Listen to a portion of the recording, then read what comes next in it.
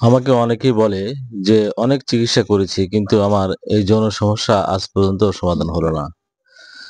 তার কারণ হলো যৌন সমস্যার সমাধান না হওয়ার একটাই কারণ। সেটা হলো হয় আপনি ভালো ট্রিটমেন্ট পান নাই, আর না হয় আপনি রোগী যেভাবে চলার কথা কবিরাজ যেভাবে আপনাকে বলেছে সেভাবে আপনি ট্রিটমেন্ট নিচ্ছেন না, বা আপনি নিয়মিত ট্রিটমেন্ট নিচ্ছেন না।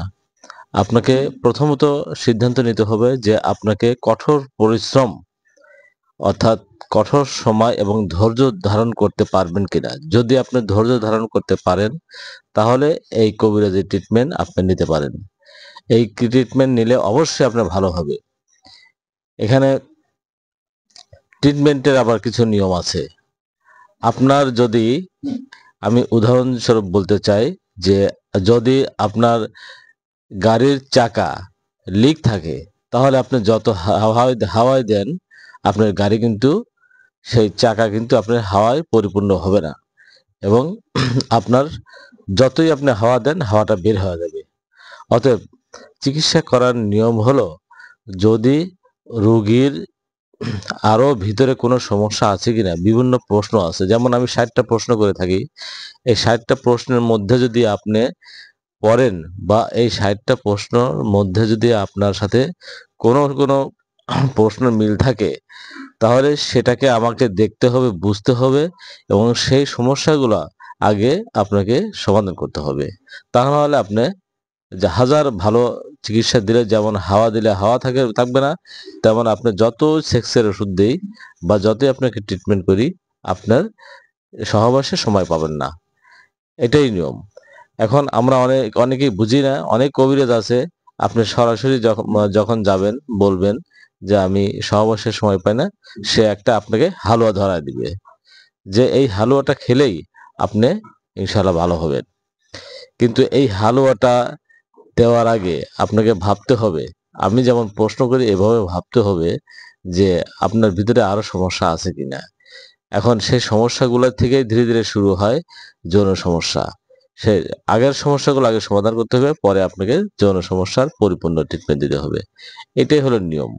হাটে বাজারে অনেক রকম চিকিৎসা পাওয়া যায়, অনেক রকম কবিরাজ পাওয়া যায়, অনেক রকম রুগী পাওয়া যায় যারা এই হাটে বাজারে গিয়ে কম দামে, অল্প দামে কিছু ওষুধ পায়, সেগুলো নিয়ে এসে খায়, পরবর্তীতে কাজ হয় না। আসলে নিয়মটা তো এটা না। নিয়ম হলো, আপনি ট্রিটমেন্ট করতে যদি টাকা টাকা কিছু লেগেই যায়, এমন আহামরি টাকা লাগে না যে আপনি ট্রিটমেন্ট করতে পারবেন না। যদি খুব বেশি মোটামুটি কিছু টাকা লেগেই যায়, আপনাকে ট্রিটমেন্ট করতে হবে। আপনি যদি জায়গায় জায়গায়, আপনি বিভিন্ন জায়গায় যদি আপনি ট্রিটমেন্ট করেন, আর যদি মনে করেন যে আমি এই ট্রিটমেন্টটা নিচ্ছি, এই ট্রিটমেন্টটা ভালো হলো না, বা ওইটা ভালো হলো না, বা এখানে ভালো হলো না, আমি আর ট্রিটমেন্ট করব না, তাহলেও আপনার ভুল। আপনাকে বারবার ঠকতে হলেও, আপনার যদি সুস্থভাবে বাঁচতে চান, আপনাকে অবশ্যই ট্রিটমেন্ট নিতে হবে, এবং সেটা বুঝে শুনে জায়গা বুঝে নিতে হবে। তো সেজন্য আমি বলি যে আপনি যখনই ট্রিটমেন্ট নেবেন, একটি ভালো এবং বিশ্বাসযোগ্য কবিরাজের কাছে যাবেন। সে যদি ইনশাল্লাহ আল্লাহ তাআলার উপর ভরসা রেখে আপনাকে ট্রিটমেন্ট দেয়, অবশ্যই আপনি ভালো হবেন।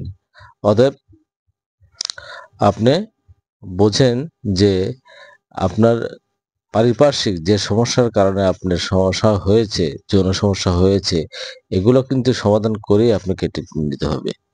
এবং টাকা পয়সার কোনো রকমই তোয়াক্কা করা যাবে না। টাকা পয়সা কিছু লাগলে আপনি তারপরেও ট্রিটমেন্ট করতে হবে। তো আমি আপনাদেরকে একটা কথা বলতে পারি, সেটা হলো যে আমি ট্রিটমেন্ট করি।